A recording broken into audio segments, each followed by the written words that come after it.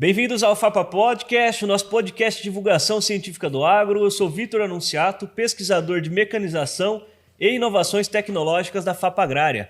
Ele, como sempre, aqui do meu lado. Fabiano Pacentiuk, pesquisador de milho e feijão da Fundação Agrária de Pesquisa Agropecuária. Como vocês já estão habituados, aqui é o local em que nós transformamos pesquisa em conversa e conversa em muito conhecimento. É isso aí, pessoal. Hoje estamos aqui novamente e aqui para provar, Fabiano, que a gente fala e o pessoal fala assim, vocês vão chamar de novo, mas é miguezinho. Não, tá aí. O Xará voltou para conversar com a gente porque tem muita coisa ainda pra gente conversar, discutir. Mas talvez esse seja um episódio dos mais curtos que nós vamos fazer. Afinal, se nós vamos discutir plantas daninhas de outono, de inverno, cara, nós ficamos na região fria, aqui tem geada, mata tudo, não tem herbicida. Tá tranquilo. Um episódio vai dar uns 2-3 minutos no máximo, o herbicida é só combinar com o São Pedro. São Pedro, aqui, deu geada, boa. Deve ser bem tranquilo. Será que não, Vitão? Eita, nós. Xará, por favor, se reapresente aí, pessoal. Todo mundo te conhece já, mas se reapresente aí e já fala se você já assinou o contrato com São Pedro aí, como que tá? Então, tá bom. Então, meu nome é Vitor Spader, né? O Xará do Vitor Anunciato aí. Trabalho na FAPA já há 23 anos, né? Uma vida aí. Sempre com herbologia, além disso, uma outra área também, mas hoje nós vamos falar aqui de herbologia. Então, estamos aí. Os colegas falaram que não tem o que falar, né? A geada mata tudo, né? De fato, a geada ajuda, né? Mas... Sobra uma coisinha ou outra, alguma coisa, né? Sobra alguma coisa. E o que sobra, eu acho que dá um pouquinho de dor de cabeça aí. Dá pra gente ter uma conversa boa aí. Boa, Xará. Eu queria começar, Xará, a gente falando já então.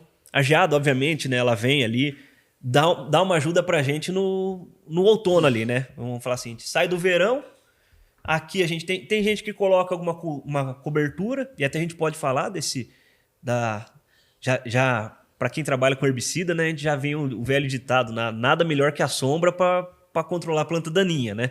Então tem gente que coloca cobertura, tem gente que não coloca, e aí eu até já queria tua visão. O que você acha pensando em planta daninha? Coloca ou não coloca cobertura no outono?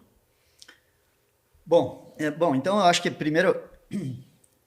só complementando o que você falou, né? Nós estamos numa região de altitude, né?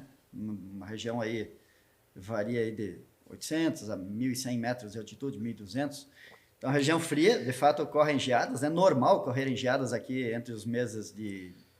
Mais provável entre maio e agosto, né? Mas normalmente não é raro também em abril já ter geadas, não foi o caso desse ano, mas às vezes acontece.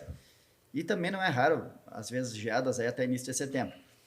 Esse período, nesse período normal... Então, nessa região, de modo geral, normalmente a gente tem... Para quem faz agricultura nessa região, normalmente tem possibilidade de fazer 2 safras, uma no verão, outra no inverno. E aí nós temos um intervalo, normalmente, entre a colheita de verão e a semeadura da safra de inverno, algo que varia entre 2 e 4 meses, dependendo da cultivar plantada, do ciclo, enfim, da época de semeadura. Esses 2 a 4 meses, que vai variar aí de fevereiro até final de maio, né? Fevereiro, março, ou até final de maio, a gente tem uma possibilidade de colocar culturas de cobertura nesse período, né? O cara que colheu lá em final de fevereiro só vai plantar início de junho, ele vai ter um período razoável, dá tempo para ele colocar uma cultura de cobertura e cobrir esse solo aí. E aí, nessa situação, logicamente que tendo uma cultura de cobertura, um solo coberto, como você falou, nós não estamos dando espaço para a planta daninha. Isso contribui. Tem os dois lados, né? Por um lado, isso contribui, com certeza, a partir do momento que estabeleceu a cultura de cobertura. Mas, por outro lado, se eu não preparei essa área antes de plantar essa cultura de cobertura, ou seja, se eu tive plantas remanescentes do verão, e eu colhi a cultura do verão, e já implantei a cultura de cobertura sem fazer um manejo dessas plantas, obviamente que elas vão se desenvolver junto com a cultura de cobertura. E aí isso é um problema, que dependendo do que eu tenho como cultura de cobertura, eu posso usar um herbicida para controlar essas plantas, mas dependendo eu não posso. Vai depender da cultura que eu tenho de cobertura. Normalmente, nessa época, você trabalha com culturas rápidas, por exemplo, nabo forrageiro, né? Algumas aveias, né? E, eventualmente, até consórcio, né? Nabo forrageiro com aveia, ou até uma ervilhaca, que é um pouco mais lenta também, mas... e até consórcio de ambas, né? Então, assim, o ideal é que se tenha faça o manejo das plantas daninhas que estão presentes ali antes de implantar essa cultura de cobertura, aí sim, o papel da cultura de cobertura é extremamente importante. E não só para a planta daninha, mas eu acho que o principal foco é manejo, proteção do solo, né, e água, né? Uhum. Evitar erosão e tal. E leva na carona aí a cobertura que vai estará competindo aí com planta daninha e impedindo muitas vezes o estabelecimento. Então, assim, coloca ou não coloca cobertura? Se eu tiver um período suficiente para estabelecer essa cobertura antes de eu implantar a cultura de inverno, eu colocaria cobertura, com certeza. Mas, com essa ressalva, antes de entrar com a cultura de cobertura, eu tenho que fazer o manejo das plantas daninhas que estão ali. Tá? Caso contrário, eu vou carregar esse problema para dentro da cultura de cobertura e aí vai ficar maior ainda. Quando chegar na semeadora de inverno, eu tenho esse solo com a cultura de cobertura com plantas daninhas no meio, vai ficar mais difícil para fazer esse manejo. Eu acho muito interessante, quando a gente fala de doença, inseto, né, que são as outras pragas aí que a gente convive, né, é muito difícil arrastar por um longo período de tempo, né? Até tem, né? Senão o cara sempre tem aquele cara que fala, mas essa se você não controlar... Pô, eu sei que tem uma ou outra que dá para pular. Mas planta daninha é quase certeza. Né? Certeza. Essa se arrasta e não é só para a próxima safra, não. Se arrasta no sistema, né? Pelo sistema. Então, acho que olhar só para um inverno ou só para um verão, beleza, a gente tem manejos específicos, mas normalmente se maneja o sistema como um todo em planta daninha, né? Com certeza. Planta daninha, isso é premissa básica, né? O manejo de plantas daninhas, ele não pode olhar só o momento, né? Ou só essa planta que está aqui agora, nesse momento. Tem que olhar o sistema. Até porque, assim, tudo que eu faço agora, ou eu deixo de fazer agora, vai me trazer consequências, pode me trazer consequências para frente. Se eu deixar de fazer, com certeza vai trazer. Se eu fizer, eu tenho que pensar em resolver o problema da planta daninha, mas eu também tenho que pensar em que tipo de molécula eu vou usar para fazer isso, para que eu não traga consequência também um carry-over na cultura seguinte. E herbicida, diferente do que você falou, um inseticida e um fungicida se aplicou agora, dificilmente vai ter, pelo menos que eu conheça, não tem nenhum que vá carregar um problema para a cultura que venha na sequência. Agora, herbicida não. Se eu fiz uma molécula e eu não pensei no sistema, e eu não pensei no que vem logo em seguida, eu posso sim carregar um problema sério na cultura seguinte. Né? O deixar de fazer é uma decisão, né?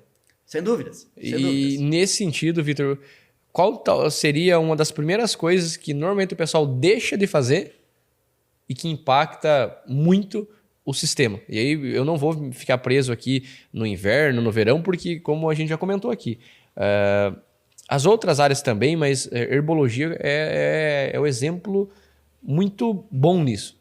Ela vai piorando ao longo do tempo. Ela não... puxa, errei, afetou aqui cevada... Puxa, terminou a cevada, foi ruim, mas eu vou começar a soja, vai zerar. Não, ela vai piorando, né? Mas qual que é a decisão que a gente... Uma das decisões, dos vários exemplos que provavelmente você tem, que se nós deixar de fazer nesse outono, inverno, vai ter problema para frente. Falando em planta daninha, se eu não fizer um manejo durante o outono eu falo que na verdade, ele para essa região que tem um outono bem definido. Verão. Um período entre verão e inverno, que vai variar aí de 2 até 4 meses, pode variar, né? Depois vem o inverno. O período depois do inverno, para a entrada do verão, é imediato. Mas esse período do verão para a entrada do inverno, ele tem esse período de 2 a 4 meses. Esse eu falo que é o gargalo para manejo de planta daninha nessa região. Por quê? Se eu não fizer nada ali, se eu não fizer nenhum manejo, nenhuma cobertura, eu vou estar deixando o espaço totalmente aberto para a planta daninha. Praticamente todas as espécies de verão, nesse período, elas vão se desenvolver. E aí, quando a temperatura começa a baixar chegando no inverno, você acelera o ciclo. Então, vou dar um exemplo. Algumas espécies que você encurta muito o ciclo. Um bidens, por exemplo, um picão preto. Você consegue aí, com 30 dias, uma planta emergir e está botando semente. 30, 40 dias. É normal isso. Esse tamanho já vai botar semente. E bastante sementes. Bastante semente. E aí o cara vai dizer, não, mas não tem nenhuma cultura nesse período. Não me importa se tem planta daninha ou não tem. Não está competindo com nada. Não está competindo com nada. Sim, é verdade. Mas a semente produzida agora vai ter consequências. Não é na próxima safra de inverno ou verão. Nas próximas safras. Tem que lembrar que planta daninha tem mecanismos de de sobrevivência que, por exemplo, dormência, né? Então você tem dormências variadas dentro das espécies, né? E nem toda semente que você produziu nesse outono vão emergir na próxima safra. Algumas na próxima, outras daqui a 2, 3. E tem plantas, inclusive, uma planta comum aqui na região, uma ambrósia, né, cravorana, que é a mesma planta que ocorre na Europa, com trabalhos publicados na Europa aí com viabilidade de semente de quase 40 anos, 37 anos. Ou seja, tu infestou a tua área, tu vai lembrar dela por muito tempo, tu vai carregar o problema por muito tempo, né? Então, se eu não fizer esse manejo nesse período, e aí as pessoas acham que estão economizando, né, não fazendo manejo no período que não tem cultura no campo, por não estarem aplicando, estou economizando. Não, na verdade, você tá encarecendo o teu sistema, porque isso vai te custar muito caro para frente depois. Porque isso vai carregar um problema para dentro das próximas safras, com uma infestação banco de semente alto, que vai ter que dar esse problema por muito tempo. Outro problema é o seguinte... algumas espécies emergem agora nesse período outono, elas vão crescer, você planta o inverno, no momento que você vai plantar o inverno, você tendo plantas grandes, né, por exemplo, bulva, cravorana, enfim, várias outras espécies aí, isso dificulta o controle. Azevém é um exemplo clássico. Depois que ele perfilhou, entulcerou, nós já temos resistência de azevens aqui na região a praticamente todos os pós-emergentes sistêmicos. Ou seja, depois que você tem uma planta plenamente formada, uma capacidade de rebrota enorme que essa espécie tem, como que você vai matar ela se os herbicidas sistêmicos estão comprometidos por resistência? Você vai trabalhar com contato, você vai ter que fazer várias aplicações, porque ela vai brotando, à medida que você vai dessecando o partiário, ela vai brotando. Então, vai dificultar muito. Ao passo que se eu fizer o manejo no momento certo e não deixar crescer, eu vou ter uma facilidade muito maior de controlar essa planta, né?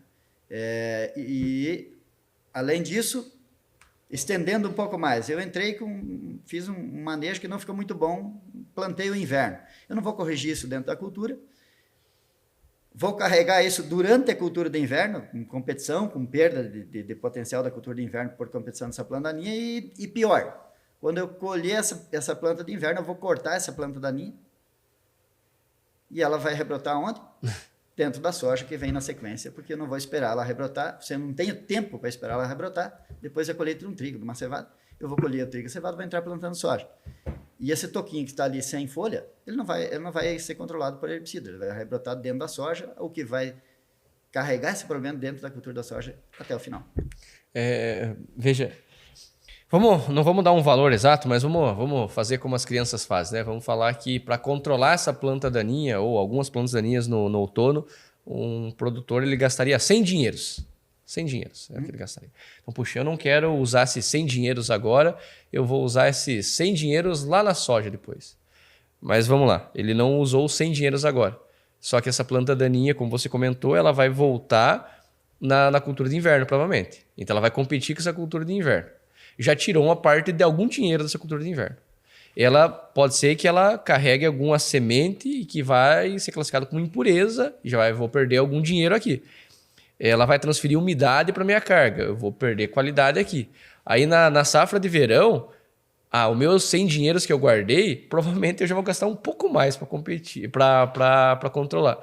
Só que eu já gastei ou perdi dinheiro na safra de inverno, eu vou gastar mais que 100 dinheiros agora no verão e ainda eu vou produzir menos no verão, porque vai ter competição. E o que você comentou, ela vai ficar um banco de sementes para as próximas safras. Então, não parece muito prudente economizar ou essa falsa ideia de economia nesse outono e inverno aí, né? Com certeza isso não é economia. Eu falo com toda certeza. Isso é um custo muito alto, um prejuízo muito grande que eu terei dentro do sistema, se eu somar agora do outono até o final do verão lá. Eu não fiz o manejo nos momentos certos e começando agora no outono, fazendo o manejo correto agora. Se os produtores soubessem quanto que eles estão perdendo, eles jamais fariam isso. Por quê? Eles estão perdendo muito. Todo mundo tem noção de quanto perde por competição de planta daninha em todas as culturas que nós plantamos? Eu acho que a maioria não tem noção disso. Tem os resultados, a gente tem na literatura aí muitos dados clássicos aí, históricos, né, de décadas aí, né, mostrando, mata competição causa tanto de prejuízo. Só que a gente não tem muitas informações atuais com as cultivares, com a genética das culturas atuais. Eu vou pegar uma soja que se plantava há 20 anos atrás. Uma soja que aqui na região crescia 1,5 metro de altura, dava um IAF de 6,5, 7, 7,5. E eu vou comparar com uma soja que... Mas essa soja antiga produzia quanto? Produzia 2 toneladas e meia, 3 toneladas. 3 pode erguer a mão para cima, né? E aí hoje eu tenho cultivares muito mais modernas, com arquitetura diferente, né? Plantas menores, né? Mais compactas, com IAF que ao invés de 7, 7,5, ele vai ser um IAF de 4, 4,5, está no limite para atingir o máximo de potencial. Ciclo mais curto, né? Ciclo aí de 120, 130 dias, um potencial produtivo muito maior, chegando a produzir 6 toneladas facilmente no campo. Mas obviamente que se eu tenho um potencial genético muito maior, eu tenho uma planta mais adaptada, eu tenho também uma exigência muito maior. E eu quero produzir soja, eu não posso ter planta daninha. Qual é o poder de competição dessas plantas daninhas nesses materiais de hoje? Mesma coisa vale para cevada, para trigo. Será que é a mesma coisa que era 20 anos atrás, qualquer genética que nós tínhamos? É completamente diferente. Então, a perda que eu tenho por ter 1, 2, 3 plantas daninhas no metro quadrado, a perda que eu tenho na produtividade das culturas, ela é infinitamente superior ao que eu tinha há 15, 20 anos atrás. E muitas vezes isso a gente não está considerando. Então, assim, a falsa impressão de que eu estou economizando no manejo do herbicida, estou economizando na cobertura, que também é uma ferramenta para mitigar aí o problema da planta daninha. Eu estou economizando nisso, mas, na verdade, você não está economizando. Se você deixar a planta daninha ali, você está deixando muito dinheiro na mesa. É isso que você está fazendo. Você está deixando muito dinheiro na mesa. Então, assim, se nós somarmos as duas safras, inverno, verão, e olhar o sistema como um todo, ao longo dos anos, o fazer o manejo errado de planta daninha em qualquer fase, isso está deixando muito dinheiro na mesa, com certeza. Ah, mas está ficando caro porque agora tem espécies com resistência e eu preciso trabalhar com produtos mais valorizados e tal. Quem causou o problema? Esse é o ponto que eu queria trazer, exatamente. Sim. O manejo errado tem consequências na produtividade, na rentabilidade, mas tem consequências maiores no final da história. A gente vai estar fazendo... A natureza é sábia. Se eu pressionar ela, ela vai reagir. Então, os problemas de resistência que estão aí, eles não surgiram por acaso. Eles surgiram exatamente de um manejo inadequado. Se a gente tivesse feito o princípio da agronomia muito bem feito lá, o básico, manejo de planta daninha, rotação de mecanismos, estágio de planta daninha, todo aquilo que a gente aprende lá na agronomia, nós teríamos muito menos problemas do que nós temos hoje. Isso não é um privilégio nosso, é o mundo inteiro. Se você olhar para o lado, outras regiões, outros países, o problema de resistência da planta daninha só vem fazendo assim. Ó. E ele vem fazendo assim por quê? Justamente por causa disso. Erros no manejo. Se a gente fizesse o que teria que ser feito, não vou dizer que nunca surgiriam problemas, mas com certeza posso dizer que os problemas seriam infinitamente menores. Menores com certeza. Só tem mais um detalhe nessa questão, já emendando aí, né? Se eu estou falando nesse problema de seleção de plantas com resistência, eu tenho que lembrar que o desenvolvimento de novas ferramentas herbicidas, ele não é tão rápido. Assim, pelo contrário, ele é lento, porque lançou um produto tal. Muitas vezes o que a gente vê é o mesmo ativo mudando uma formulação, né? Mas não é um ativo novo. E muito menos ainda um mecanismo de ação novo. Isso a gente não vê, é raro, muito raro no Brasil. Nos últimos 20 anos dá para contar os dedos de uma mãe só. Não, de mecanismos não vai sobrar muito dedo. Né? De moléculas novas, eu acho que mesmo assim ainda são poucas. Né? Então, assim, nós precisamos preservar aquilo que tem. Eu não tenho novas ferramentas vindo. Eu tenho que trabalhar, resolver os problemas com aquelas ferramentas que existem no mercado. Se eu fizer da forma correta, aplicar no momento correto, não deixar produzir semente, baixar essa infestação, eu vou ter cada vez uma pressão menor e eu vou conseguir resolver. Se eu deixar de lado em algum momento, achando que eu estaria economizando, esse problema eu vou devolver com juros muito caros daqui a pouco ali na frente. Ô Xará, eu tenho uma pergunta justamente nesse sentido de novas formulações. Eu entendo assim, né, e eu acho que não é exclusivo da minha parte, né, a gente vê o manejo de plantas daninhas no verão, os técnicos, os agrônomos, né, já estão um pouco mais seguros quanto ao manejo de planta daninha em verão. Não que estão acertando muito, mas tem menos medo de dar fito, né, e etc e tal. E pro inverno, né, você tem melhorado muito a questão de formulações, principalmente pensando em pré-emergentes, né, que antes a gente tinha vamos falar assim, as ferramentas bem antigas aí, né? Tudo bem que elas continuam, os ativos praticamente são os mesmos, né? Mas as formulações têm dado uma boa melhorada, né? Eu queria que a gente falasse um pouquinho já, começasse a entrar um pouquinho aqui nos pré-emergentes e quais são as principais moléculas que a gente utiliza hoje. E assim, tem risco de dar fito no inverno ou não? Como que você vê hoje? Bom, eu estudei plantas daninhas também, né? Venho vendo uma escola que tem um certo know-how nessa parte, porém não é algo que eu me sinto assim, tranquilo. Se você for falar assim, Vitor, hoje faz um manejo aí pesado para planta daninha de inverno, eu vou ligar para você e falar, Xará, me ajude aí, né? Então, assim, eu queria que você me ajudasse, obviamente, a começar a ter uma segurança maior, né? No que a gente pode usar, o que a gente tem que ficar de olho para não incorrer num probleminha ali que pode custar algum milhãozinho aí. Algumas centenas de milhares de reais. Então, né, na verdade, sim, dos últimos, não vou nem falar em anos, mas talvez na última década aí, nós tivemos uma evolução, estamos tendo, né, uma evolução muito grande em termos de formulações de produtos, né? Você vem de uma escola que tem um grupo lá que é referência hoje no Brasil em termos nesse sentido, né? Formulação, isso tem facilitado muito. Quando se fala em pré-emergente, né, eu preciso que esse produto chegue lá no solo e se incorpore no solo para que esteja na solução e seja absorvido na emergência na germinação para que eu tenha o controle. Uhum. E aí tem alguns desafios para isso, né? Se eu estiver trabalhando numa área que tem palhada, por exemplo, eu vou aplicar, dependendo do produto, eu vou aplicar, ele vai ficar retido na palhada, vai receber insolação, vai ter fotodegradação, vai degradar, vai ser perdido uma parte, né?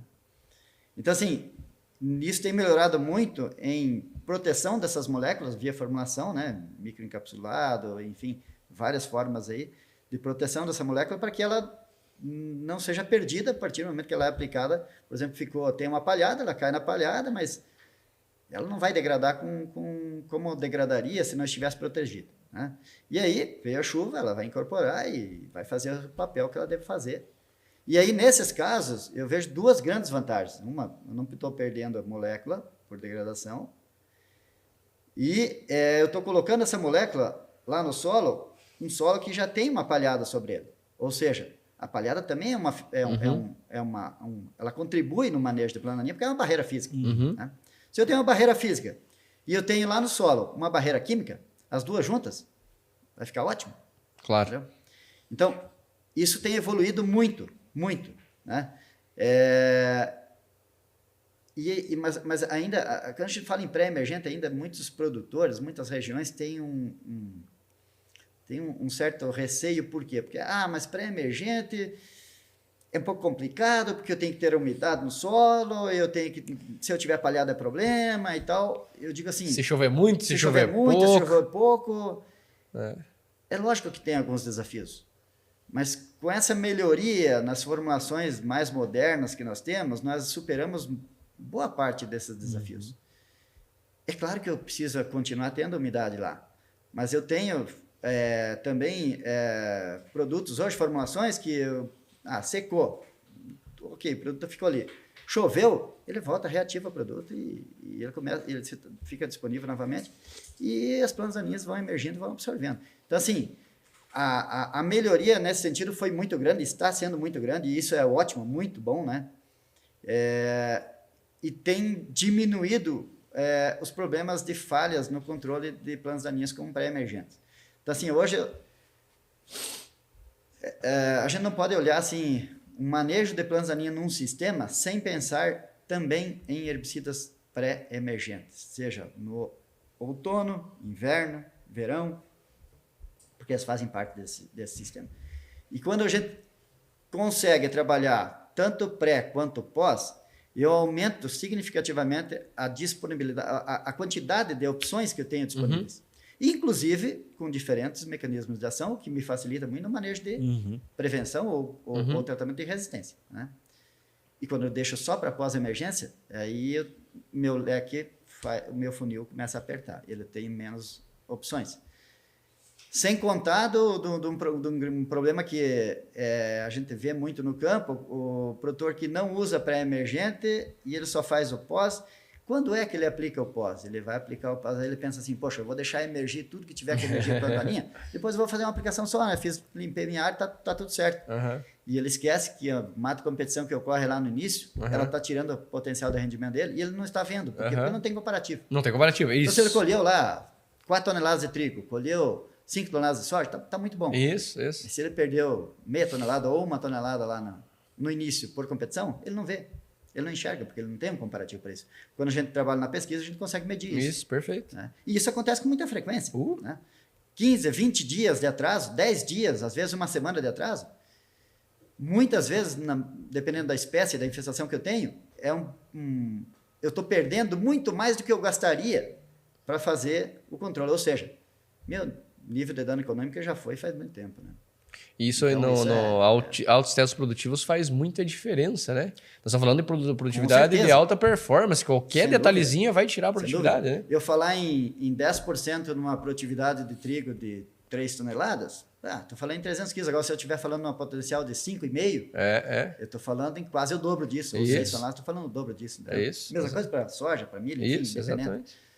E aí você comentou quais moléculas, né? Pensando mais no inverno, né? O inverno bom, primeiro que são culturas, trigo, cevada, né, aveia, são culturas que, se a gente for olhar a nível nacional, uma expressão relativamente pequena, muito pequena comparando com soja, com milho, né? Obviamente, são culturas de grande escala.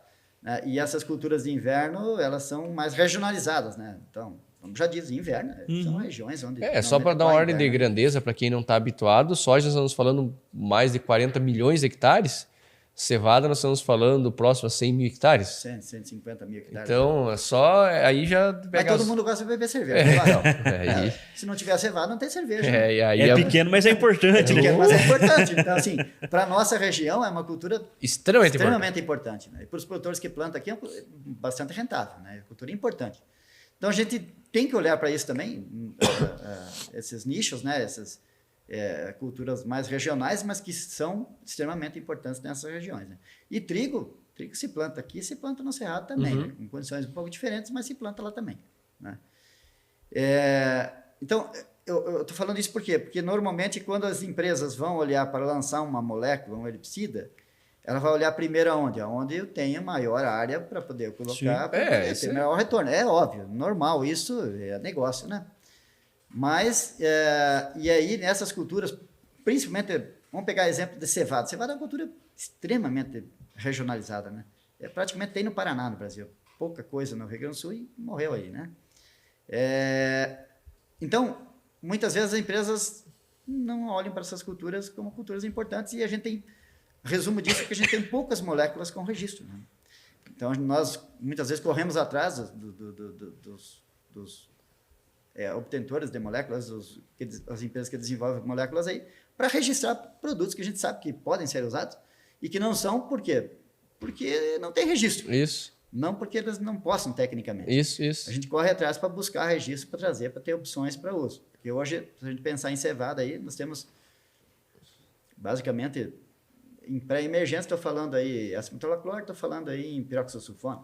2 moléculas, basicamente. Né? Mas a gente tem outras moléculas que poderiam ser usadas aí, como, por exemplo, falar dos mais antigos. Trifluorina, mas eu teria também a bixlozona, aí, o azugro, aí, que, recente aí para trigo, com algumas adaptações, pode ser usado em cevada. A gente está tentando buscar extensão de registro para isso. Mas no inverno, de modo geral, são poucas moléculas que nós temos disponíveis, né? Então, assim, a gente precisa entender e saber trabalhar muito bem essas moléculas e a importância que elas têm para a contribuição dentro do sistema, para que eu depois tenha mais facilidade com os pós-emergentes, né? Então, é extremamente importante isso. Mas temos opções. Temos poucas, mas temos opções também. E não é só molécula, né?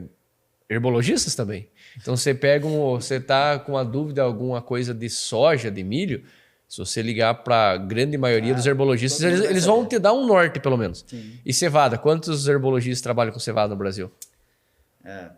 Um número bem reduzido, né? Até porque a região é muito reduzida, né? Então, assim, são poucas opções e a pressão aí em cima de você para gerar conhecimento é forte, porque aí você precisa... você não tem muito onde consultar. Não, nós temos que resolver os problemas. São culturas que, embora a nível nacional sejam, vamos falar assim, com uma importância menor, a nível nacional em termos de escala, para nós elas são importantes. Então, nós precisamos levar soluções para que o produtor consiga produzir essas culturas. E esse é o nosso papel. Nós estamos aqui na região, a gente precisa estudar isso, né? Então, mas tem dado certo, Não é tão fácil, mas a gente consegue. Vai lidandinho, né? Xará, e aí a gente estava falando de número reduzido, de moléculas como um todo, quando não vem o governo e corta, né? Que nem pega tem isso também. Paraquat aí para controlar o azevém, ele era muito bom, né? A gente conseguia fazer um controle, obviamente, né? Com certeza. Sem planta ainda, né? Só com azevém, mas ele resolvia. E agora a gente perdeu mais essa molécula, né? Tudo bem, a gente entende a questão ambiental, né? Mas tem que cortar de um lado, mas ter outra coisa para substituir, exatamente, né? Eu vejo isso assim, tem que ter muita responsabilidade no momento de você tomar uma decisão dessa, de tirar uma determinada molécula do mercado, né? Qual a consequência de eu fazer isso, né? Obviamente que se ela tem um problema sério, é outro detalhe, mas será que esse problema, se ele for trabalhado tecnicamente da forma correta, ele ainda continua sendo um problema sério? Uhum. E a gente vê que na maioria das vezes isso não acontece. Ele é problema por quê? Porque ele está sendo usado da maneira errada. Mas peraí, mas aí o problema não é a molécula, é a forma de uso que ela está sendo feita errada. Então, assim, se eu estou usando da maneira errada, o correto seria, vamos exigir que se faça certo, não é? Andar de carro com o pneu careca é perigoso também. É perigoso, com certeza, sem dúvida. É um exemplo, exatamente, você fez um exemplo perfeito.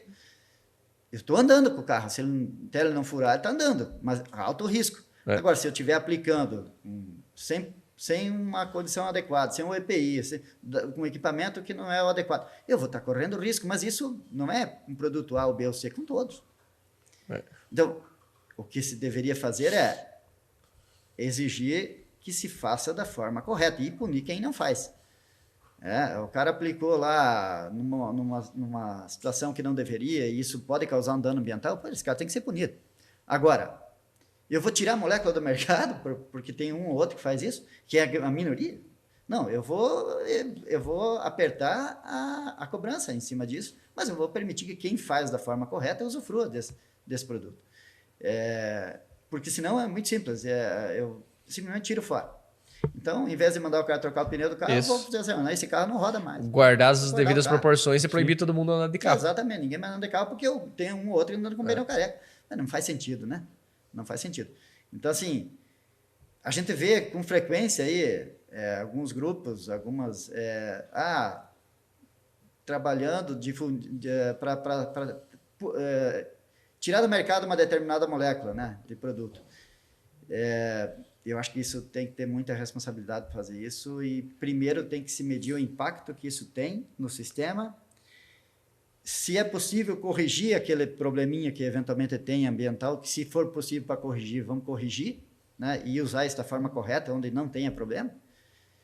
E porque senão eu simplesmente tiro e não coloco nada no lugar. O que acontece com isso? Você deu um exemplo. Tirei o Paraquat do mercado. O Paraquat é uma alta eficácia em cima de uma planta que... Não só de uma, né? Sim. Várias espécies aí, né? A maioria delas. Numa dessecação, por exemplo, seria uma ferramenta excelente para complementação da dessecação. E hoje eu não tenho. Aí o que acontece? Eu tirei essa molécula do mercado, mas o cara, para compensar isso, ele vai acabar usando outras e às vezes com doses muito maiores, ele vai estar jogando uma quantidade de ingrediente ativo muito maior no ambiente. Quer dizer... Eu melhorei a questão ambiental? Ou eu piorei? Só no papel, né? Só no papel. Daí você fez uma cortina de fumaça, né? Só no papel, entendeu? Além de piorar, muitas vezes, a questão ambiental, eu vou estar encarecendo esse custo, esse sistema. Vou estar aumentando o custo. E isso vai ter uma consequência até o final. O cara que vai lá no supermercado vai comprar um produto mais caro no final, porque o custo dele é maior, né? Então, a consequência não é simplesmente aqui, na lavoura. A consequência ela é carregada por toda a cadeia, pra né? cadeia inteira, né? É.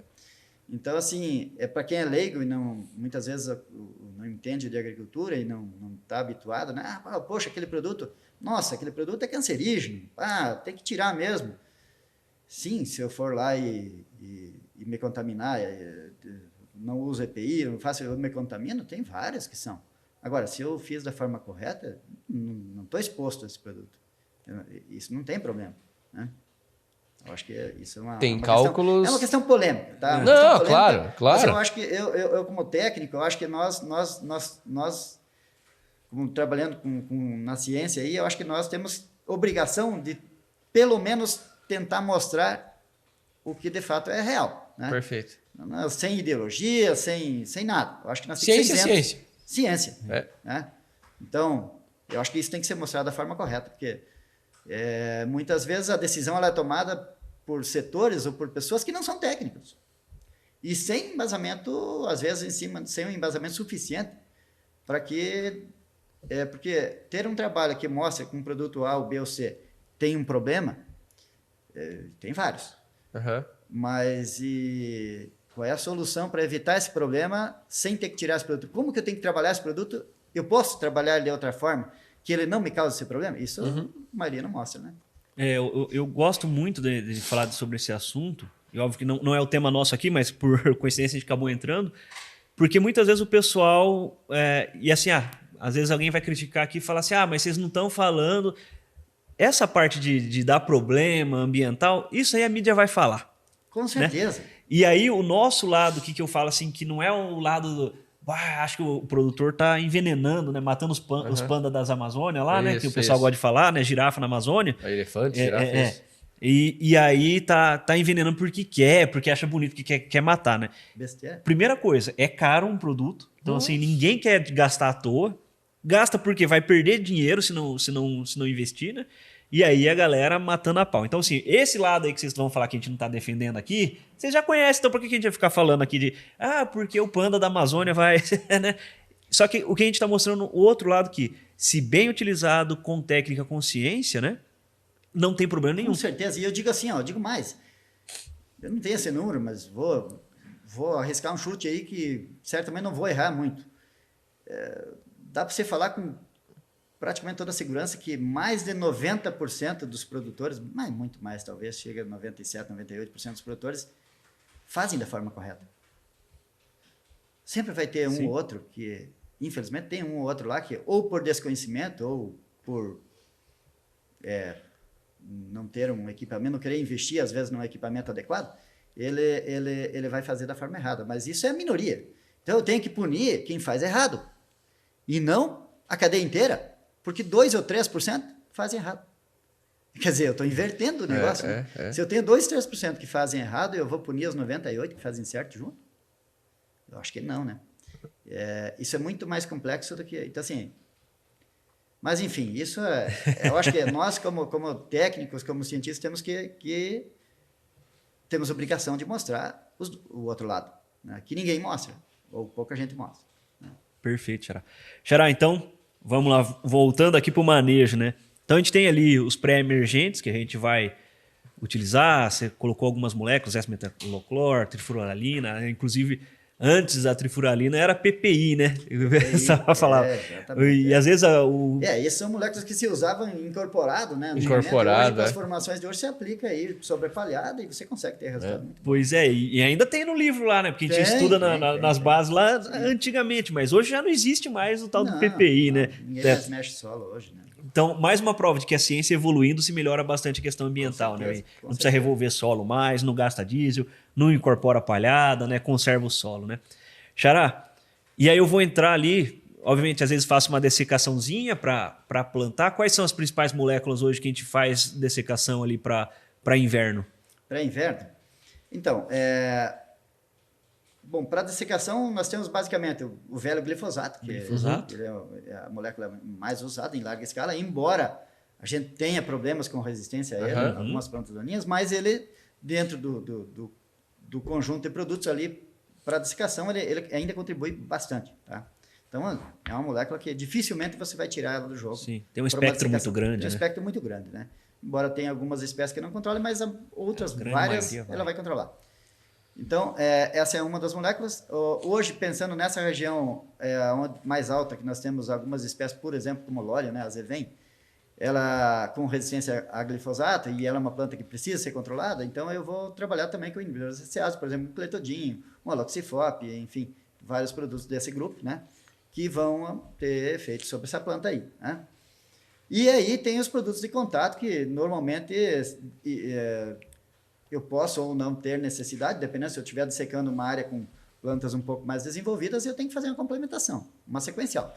E aí eu vou ter algumas opções de contato, que um dos mais utilizados aí, o glufosinato, né, hoje, com a saída do paraquat, o glufosinato tem um papel bem importante, né, e cresceu muito o uso.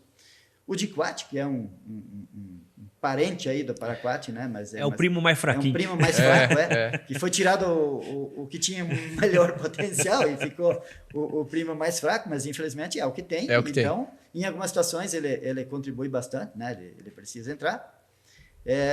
E a gente tem outras ferramentas mais modernas hoje também, que é, por exemplo, o tifenacil, né? É uma molécula importante, né, e contribui muito. E aí, eventualmente, permite, inclusive, a associação ao sistêmico, embora ele seja contato, mas um pouco mais lento, ele permite associação ao sistêmico, né? Então, ele pode entrar tanto associado, dependendo da condição, quando eu tenho uma planta um pouco menor, eu posso associar, ou eu faço uma sequencial em planta um pouco maior, né? Então, pensando em dessecação de pré-inverno, eu diria que essas 5 moléculas, esses 6 moléculas aí que nós comentamos, elas estão entre as mais importantes aí para se fazer dessecação pré-semeadura, né? E em tosserô não tem como, é sequencial. Aí não tem como, né? Pensar em planta grande desenvolvida, seja uma buva, uma cravorana grande ou um azevém tosserado, aí eu não vou conseguir fazer com uma aplicação única, né? Eu obrigatoriamente tenho que fazer uma sequencial. E aí, quando eu falo numa sequencial, o que já vem à cabeça? O que eu preciso pensar? Bom, eu tenho que começar a lembrar disso, pensar isso muito antes do dia que eu quero semear. Se eu vou semear meu trigo daqui a um mês, eu vou esperar para fazer a dessecação na última semana, se eu tenho plantas grandes. Então eu quero fazer uma sequencial daí, né? Eu não tenho tempo, então eu tenho que pensar, eu tenho plantas grandes, eu vou ter um processo mais lento para controlar essas plantas, e eu tenho que começar muito antes, até porque eu vou fazer a primeira intervenção, o primeiro tiro, que a gente fala, eu vou fazer a complementação, e aí ainda eu tenho um determinado tempo, porque se eventualmente uma dessas falhar e não for completamente eficaz, eu tenho a opção de fazer uma terceira intervenção. O importante, eu falo assim, dessecação, independente se é cultura de inverno, de verão, de outono, enfim, a dessecação ela precisa obrigatoriamente ser 100%. Ela tem que ter um controle total. Por quê? Porque se eu sobrei planta daninha aqui na dessecação, eu vou ter muito mais dificuldade e muitas vezes eu não tenho ferramentas disponíveis para controlar ela depois que a cultura já está estabelecida. Lembrando que se sobrou na dessecação é porque era uma planta já bem estabelecida, bem desenvolvida. Aqui na dessecação eu tenho muito mais opções de produtos, de moléculas, né, de ferramentas para fazer. Lá dentro da cultura, tem que ser moléculas seletivas à cultura. E elas, normalmente, são indicadas para plantas pequenas. Elas não são desenvolvidas para matar plantas grandes. Claro. E aí, se eu entrei na cultura sem um controle total, eu vou carregar esse problema dentro da cultura, eu vou ter problema de perda de rendimento, produção de semente, é aquela história toda que nós já comentamos. Então, assim, dessecação precisa ser 100%. Se eu tenho uma situação fácil, tranquila, eu posso me dar o luxo de deixar para fazer lá na última semana, talvez. Se eu fiz um bom manejo no outono, né, e eu vim com essa área bem controladinha, uma área que está praticamente limpa, tenho plantas pequenas, eu posso fazer uma única entrada próxima da semeadura, resolvo o problema e planto. Agora, ao contrário, se eu não fiz nada no outono, eu não fiz porque eu quis economizar lá no outono. Aquilo que eu economizei lá, eu vou devolver. Sim. Vou devolver com juros agora. Não tem dúvida. Entendo. E correndo o risco de, eventualmente, ainda carregar esse problema para dentro da cultura. Então, por isso que a gente fala muito, tem que fazer no momento certo. No outono, tem que se fazer, sim, manejo. Não é porque não tem cultura no campo, o cara que não faz cobertura, que não tem cultura no campo, que ele vai deixar a área abandonada. Porque, senão, ele vai ter problema, esse investimento que ele deixou de fazer aqui, ele vai acabar fazendo maior ali na frente. E perdendo produtividade, perdendo Com qualidade, certeza. perdendo Com tempo, etc, Com etc, certeza. etc. Não tem jeito. E né? aí, assim, só complementando um pouco mais a questão da dessecação, que nós estávamos falando, né, do problema que é sair uma molécula no mercado, saiu, por exemplo, um paraquat, que era muito mais efetivo. Às vezes, eu tenho, mesmo numa sequencial, eu não consigo fazer, eu tenho que fazer uma terceira. Isso não é errado. Se eu estiver dependendo da situação, eu tenho que fazer uma terceira. Ou seja, se eu somar tudo isso, fica mais difícil, bem mais difícil do que era, né? Com certeza. Fica bem mais difícil.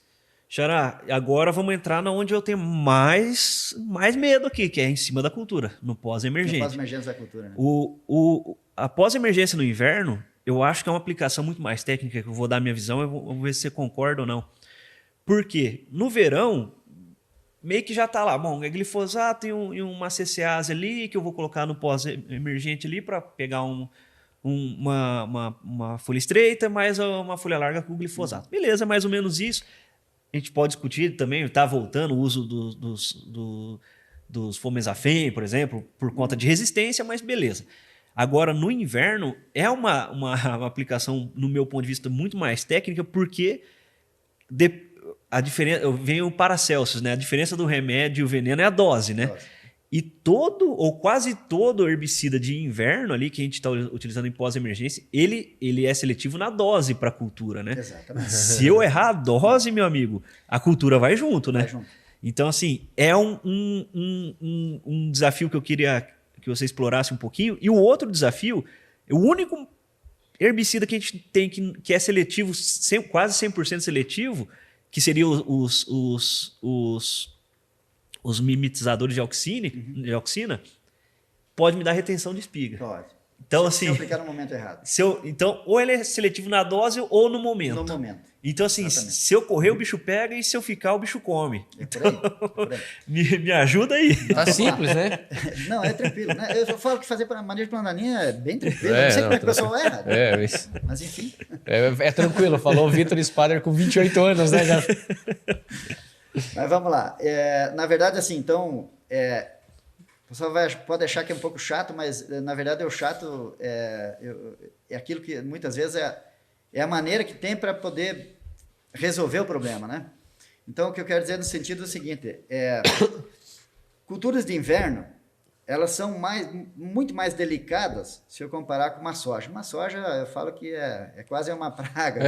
Só chamar. Não é isso, eu quero falar que a soja é uma cultura rústica, ela aceita desaforo e ela entrega, né? Uma cultura de inverno, um trigo e principalmente uma cevada não vai aceitar, não aceita desaforo, você não pode errar. Se você errar ali, você vai estar, com certeza, a consequência vem. Ela vai cobrar o preço. Então, a gente tem que ter primeiro a informação bem detalhada e fazer, de fato, da forma como tem que ser feito. Então, primeira coisa, tanto o pré quanto o pós-emergência, eu tenho que trabalhar as duas ferramentas combinadas. Por quê? Porque se eu não trabalhar um pré-emergente, eu vou plantar uma cevada, vou plantar um trigo, numa área que eu tenho um solo com um banco de sementes elevado de planta daninha, de azevém, de cavorana, de buva, de náboa, de várias plantas daninhas. Eu sei que aquele campo é infestado, mas eu dessequei, está tudo limpo e eu vou plantar e eu não vou trabalhar com pré. O que vai acontecer? No momento da emergência desse trigo, da cevada, a planta daninha vai estar emergindo junto. E aí, se eu esperar para fazer o controle, eu vou ter competição. Uhum. Se eu fizer o controle nesse momento, eu vou estar com o trigo na primeira folhinha, segunda folhinha, uma cevada ali antes do perfilamento, ela está muito mais sensível, tem menos raiz, tem menos folha, ela vai estar muito mais sensível as opções de produtos que eu tenho para pós-emergência. Segundo, tudo bem, fiz a dose correta, controlei ali, mas eu tenho um período longo até o fechamento da área, até a cobertura da área, o fechamento que a gente fala pela cultura, né? Sim. Eu vou ter um novo fluxo. E aí eu vou ter que entrar novamente. É mais um estresse que eu vou causar ali. E, eventualmente, ainda eu vou ter um terceiro fluxo, dependendo da condição. Né? Então, aí, se ao contrário disso, eu plantei, fiz uma aplicação de pré-emergente, pensando nos principais alvos que eu tenho naquela área, de planta daninha. Essa cultura ela vai emergir antes ela vai emergir e junto com ela não vai emergir planta daninha, ela vai ter uma vantagem competitiva ali.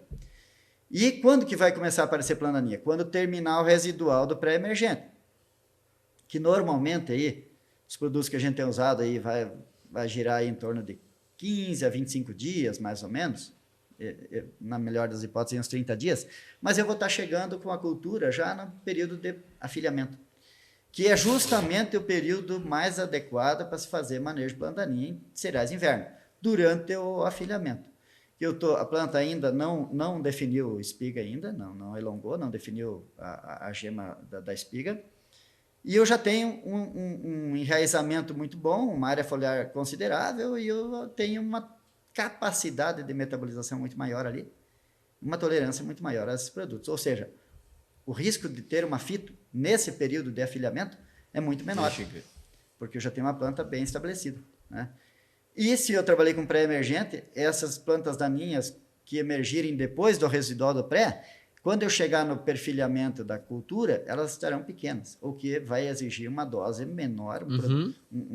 Talvez eu trabalhar com a dose mínima de rótulo daquele produto seja suficiente para eu fazer o controle. Ou eu tendo uma dose um pouco menor, eu tenho um potencial de fito muito menor também. Menor, claro. Né? Então, você vê, a vantagem é um complementando o outro, né? E muitas vezes o cara fala, mas eu estou aplicando lá um bixolozona, um azúgro lá. Mas esse produto só pega a folha estreita. Sim, mas ele tem uma supressão muito grande, por exemplo, nabo, cravorana, que são plantas importantes, e várias dicotiledonas que ele não vai controlar por completo, mas vai ter uma supressão que essa planta vai emergir, vai absorver o produto, não vai se desenvolver na mesma velocidade da cultura, fazendo com que quando chegue no momento adequado para aplicar o pós-emergente, eu tenha ainda ela num estágio pequeno. Então, na carona eu trago isso de carona como um benefício, né? Como, por exemplo, um piracosulfano, um Yamato lá, para controle também de gramínea, mas que eu tenho um efeito, por exemplo, em algumas plantas, como um picão preto, enfim, né? Eu tenho um efeito, um caruru, né? Eu tenho um caruru, que é uma planta que uma espécie que está começando a difundir aí, já nossa região, porque as outras regiões já estão tomadas, né? É uma planta extremamente competitiva e tal, e que essa molécula, por exemplo, tem um efeito muito bom sobre ela, e que vai trazer na carona.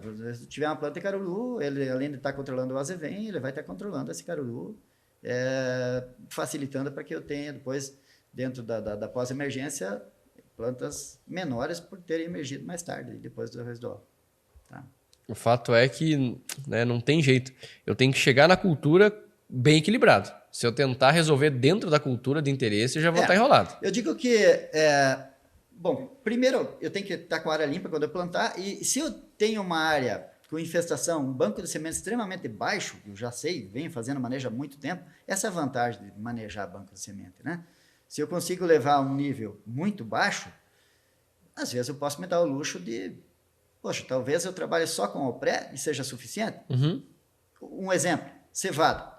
Cevada é uma cultura que 30 dias depois da emergência ela fechou a área, ela cobriu totalmente o solo, porque ela cresce na horizontal, depois ela sobe. Se eu tenho uma área com infestação muito baixa, eventualmente com uma aplicação de pré, eu não tenho nem necessidade de complementar com pós. E eu tiro uma lavoura no limpo. Isso é uma vantagem para quem tem uma área bem manejada ao longo dos anos que baixou o banco de semente. Agora, se eu tenho uma área com uma infestação alta e eu não fizer o pré, eu vou ter que carregar mais no pós. Se eu não fizer o pós, eu vou ter infestação sobrando depois lá dentro. Então, não tem jeito, eu vou ter que trabalhar com as duas ferramentas, né? Mas isso é perfeitamente possível, né? Trabalhando a questão equilibrando a questão da seletividade, ou seja, não reduzir fito, com o controle. Que eu conheço eu sempre falo, primeiro eu tenho que conhecer os inimigos que eu tenho na área, quais são os alvos, e depois eu tenho que conhecer as armas que eu tenho disponíveis, e eu tenho armas disponíveis. Tem, claro. E aí fazer o manejo da forma correta. Tem que saber usá-las, mas tem. Saber usá-las. Isso é fato. Xará, e mistura de herbicidas em pós-emergente, o que você me fala? É uma prática hoje, né? É uma prática comum, mas tem que ter cuidado também. Dá para misturar tudo com tudo? Não dá. Mas eu quero entrar menos vezes lá, eu já vou aplicar o fungicida, vou aplicar o regulador de crescimento e quero aplicar o herbicida junto. E às vezes um inseticida também. E às vezes um foliar. Sempre tem alguma coisinha a mais. Então, daqui a pouco você está colocando lá dentro o que menos tem é água, né, no tanque. Isso. Mas assim, é possível fazer misturas? É uma prática comum, muitas vezes é necessária. Se eu tenho 2 alvos que eu não tenho nenhuma molécula que pega os 2 alvos, o que eu tenho que fazer? Eu vou ter que trabalhar 2 moléculas. Sempre eu vou conseguir misturar? Não. Não necessariamente. Às vezes eu consigo? Sim, dependendo do produto. Vou dar um exemplo. Se eu estou trabalhando com álcool cínico, você até comentou, eu acabei esquecendo de falar depois ali, antes. Estou trabalhando lá com álcool cínico. Velho 2,4-D, por exemplo. Né? E eu tenho lá uma planta que eu preciso controlar, uma buva, por exemplo, que eu controlo com ele, e eu tenho um azevém que também está ali, mas eu não consigo controlar, ela não vai ter efeito sobre essa planta. Vou usar um cletodin ou um aloxifop, ou algo desse grupo. Consigo associar os 2? Não consigo. Por quê? Porque o oxínico aqui vai ter um efeito antagônico no meu graminicida aqui. E aí, o que vai acontecer? Eu vou ter o efeito do oxínico e vou prejudicar o efeito do graminicida. E aí, eu não consigo, porque eu vou ter problema no controle dessa gramínea aí. Então, aí nesse caso, eu tenho que fazer separado. Agora, se eu tenho que fazer um metsulfuron e um oxínico, porque eu tenho um alvo lá que... Vou pegar um senécios lá, um Maria Mole, na região um planta comum. Não pega muito bem com 2,4-D, por exemplo. E eu tenho um nabo, que também não pega bem com a LS, com um metsulfuron, porque ele tem resistência. Agora, se eu trabalhar com os 2 juntos, eu vou pegar as 2. Eu consigo misturar? Consigo, nesse caso, sem problema. Né? Qual é a dose que eu vou trabalhar? Logicamente que eu não vou trabalhar com doses acima da dose indicada, nunca. Na mistura, normalmente a dose ela acaba sendo menor de ambos, né? Porque eu tenho um efeito somatório dos 2. E aí eu consigo trabalhar conciliando seletividade com controle. Né? Isso é uma prática comum de se fazer. Mas tem que ter cuidado. Outra coisa, falou em álcool cínico, por exemplo. Momento de aplicação. Para todas as plantas, os produtos, na verdade, o certo em cereais de inverno é fazer durante o afinamento. Mas algumas moléculas me permitem, mesmo que eu erre um pouquinho, emiti o primeiro nó na planta-mãe, já está lá começando a elongar. E eu tenho planta daninha, para algumas ferramentas, por exemplo, pego um safenacil, eu até posso, às vezes, estender um pouquinho, né? E ter sem ter um risco, né, elevado. Agora, fiz um oxínico a partir da elongação, eu não vou enxergar nada na hora, mas lá na formação da espiga, fatalmente aquela espiga vai sair retida, né? Eu vou ter problema. O custo vai vir. Vai vir. Então, o momento da aplicação é extremamente importante, né? E isso varia um pouquinho dentro das moléculas, mas eu sempre falo assim, a grosso modo, se fizer dentro do período de afilhamento, você não vai errar, né? Em cereais de inverno. Aí que está o segredo, então. Se você não quer errar, detalhe desse, detalhe daquele, faça durante o período, o pós-emergente, durante o período de afilhamento. Emitiu o primeiro afilho até o final do afilhamento, antes de emissão do primeiro nó. Planta-mãe ainda não emitiu o primeiro nó, obviamente que os afilhos ainda não também, e aí esse é o período seguro, tá? Dentro desse período, todas as moléculas indicadas aí, o risco é mínimo, se eu trabalhar com a dose correta. Tá? Boa, acho que deu uma conversona aí, hein? Para quem acha que nós só ficamos prática, que tem que voltar outras vezes, né? E com certeza tem muito assunto para conversar ainda, né? Eu acho que uma coisa só que é importante, eu acho que a gente tem que colocar também que a consequência do manejo, eu acho que foi dado uma pincelada no início, mas a consequência do manejo errado no inverno, ela vem depois na cultura de verão. Eu tenho lá, não controlei buva, não consegui controlar, então eu olhei assim, poxa, mas não tem muito. Será que vale a pena? É caro? Não vou fazer. E aí cresceu junto com o trigo, com a cevada, e eu vou lá e... São plantas que têm um ciclo bastante longo. E aí no momento da colheita do trigo e da cevada, elas não estão no final do ciclo ainda. E aí eu vou lá e corto o meu trigo. E a máquina vai cortar essa planta ali a 10, 12 centímetros de altura, 15 no máximo, né?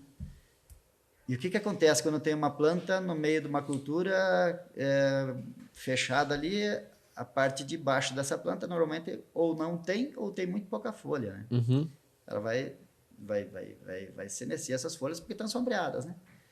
E aí eu vou cortar ela justamente ali, vai ficar um toquinho sem folha. Como que eu vou controlar esse toquinho?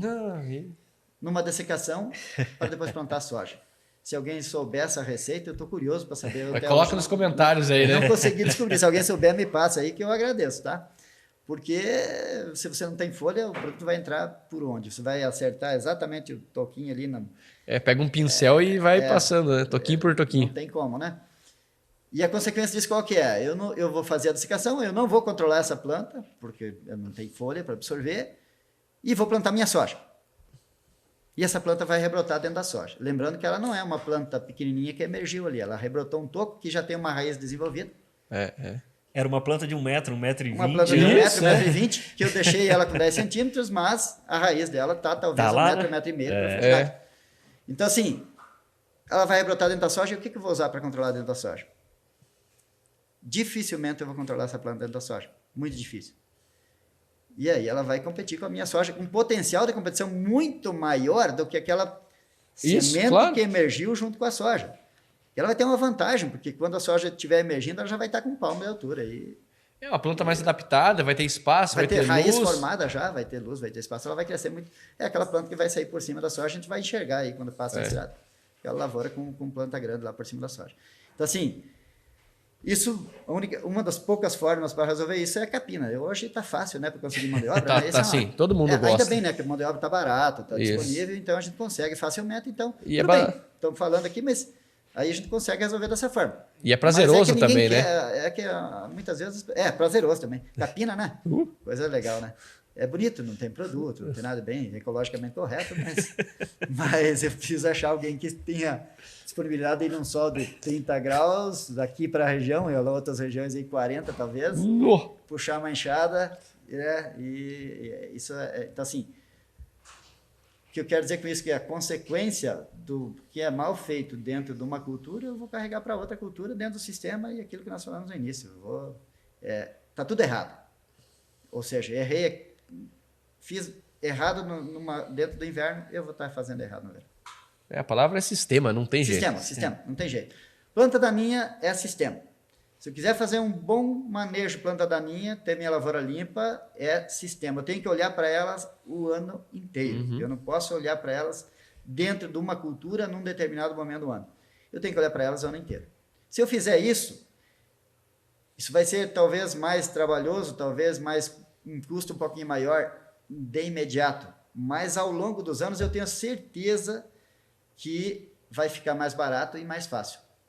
Isso a gente tem exemplos práticos aí de montes aí de produtores que fazem isso, e o cara planta qualquer cultura que ele plante lá, ele vai conseguir tirar sem muita dificuldade, né? Então acho que isso se eu tivesse que dar um conselho assim para quem está com um problema sério, trabalha a planta daninha o ano inteiro, evitando que ela se multiplique.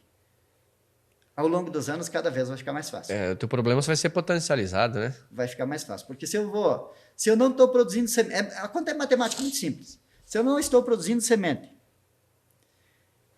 e a semente que está no solo, cada estação, uma boa parte dela vai emergir, e eu não deixo completar o ciclo, o que vai acontecer na minha área? Meu estoque de semente no solo vai diminuir. Claro. E aí, quando eu tenho o estoque bem baixinho no solo, eu vou ter um potencial de infestação bem baixinho também. Se eu tenho um potencial de infestação baixo, eu vou deixar de usar herbicida? Talvez eu não deixe de usar. Certamente que eu não vou deixar de usar. Mas eu vou usar de uma forma muito mais racional. Muito menos aplicações, com doses menores, com menos produtos. Ou seja, vai ficar mais barato, né? É mais sustentável, né? Mais sustentável. Economicamente, ambientalmente, né? Muito mais sustentável.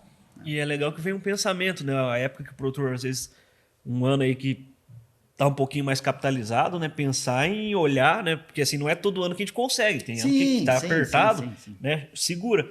Mas o ano que às vezes deu uma safra boa, que ele conseguiu... Em vez de pensar em comprar máquina logo de cara, né? Porque a primeira coisa que o cara pensa é comprar máquina, né? Para trabalhar um pouco isso também, né? Às vezes dá para trabalhar um pouco isso, os herbicidas, para que lá na frente, né? Mas assim, de modo geral, se a gente olhar para plantas daninhas, de modo geral, a economia que se faz quando sobram plantas daninhas... O cara fez uma economia lá, né? Aplicou menos ou não, deixou de fazer uma aplicação... e sobrou planta daninha lá, ele não está fazendo economia, na verdade. Não, isso aí. Ele está sendo iludido que é uma economia, porque ele está deixando de ganhar muito mais do que ele gastaria.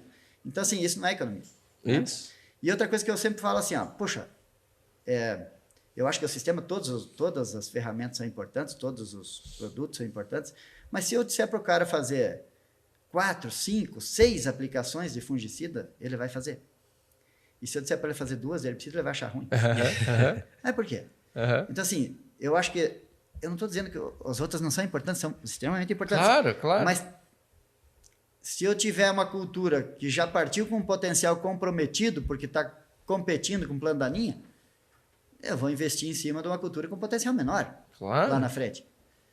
Então, o ideal é que eu preserve o potencial produtivo da cultura desde o início, para que, obviamente, eu extraia dela o máximo possível no final lá, né? E que todas as ferramentas utilizadas façam sua contribuição. Então, assim, não dá para deixar mata no meio da lavoura e achando que está economizando e depois investir pesado em qualquer outra ferramenta lá na frente, achando que está sendo bom. Isso é uma ilusão, né? É o caminho para o É insucesso. uma ilusão, né? Boa, acho que chegamos a mais um episódio aí na finaleira. O Xará com certeza volta, né? Não Isso tem aí, dúvida, né? é sócio aqui, vai né? ter que falar sobre manejo de plantas resistente. Tem o Azevém resistente que também, meu Deus do céu, é uma praga para mexer. Então, assim, tem bastante assunto para a gente conversar ainda, Xará. Mas acho que a mensagem principal aqui ficou e acho que tem muito para os produtores, para os técnicos, para os agrônomos aí refletirem, né? Poxa, às vezes o barato que sai caro é caro mesmo, né? Exatamente. E também nos enviar propostas, né? O Vitão vai estar aí com a gente sem outras vezes, né? Que nos envie provocações para outros episódios, né? Isso aí. E contribuições, nós estamos aqui para aprender também, né? Exatamente. Eu falei, os maiores desafios que a gente não tem resposta, se alguém souber, manda para a gente aí, que nós aceitaremos de coração aí. Com certeza. Bom, pessoal, chegamos aí mais um episódio entregue, né, para vocês. O abraço, né? Antes que eu tô esquecendo, eu acho que os últimos É a tua eu acabei vez, né? esquecendo, É a tua vez de mandar um abraço para alguém. Vamos mandar um abraço lá pro Elias Quintiliano. Se eu errei teu nome, Elias, desculpa, mas é um nome um pouquinho complexo, né? Quintiliano? Rapaz. O Elias é um piazão jovem que está trabalhando na pesquisa aí, está fazendo mestrado agora e acompanha a gente aqui. E o cara fala, poxa, eu aprendo demais com vocês lá, tem que fazer mais episódio. Eu falo, rapaz, eu tenho que lembrar que eu sou pesquisador também, né? Tem outras coisas para fazer, né? Então, mas vai um abraço aí, Elias. Continua na carreira aí, que tenho certeza que você tem um futuro brilhante aí, que é um piá esforçado. Né? Obrigado, então, Elias, por nos acompanhar. Um forte abraço. Tamo junto sempre. E é isso aí. Então, mais um episódio entregue. Eu cansei de ficar chorando pra vocês curtir, compartilhar, então eu vou falar, não compartilha, não curta, porque eu acho que talvez vai funcionar. Funciona com o meu piazinho, psicologia reversa. Psicologia reversa. Né? E não comente nada, né? Não comente nada. Né? Não tragam dúvidas. Joia, Vitão. Mais um? Mais um pra conta, então. Obrigadão, Xará, da participação. Maravilha, pessoal. Obrigado aí. Tamo junto aí. Boa. Um abraço, até a próxima.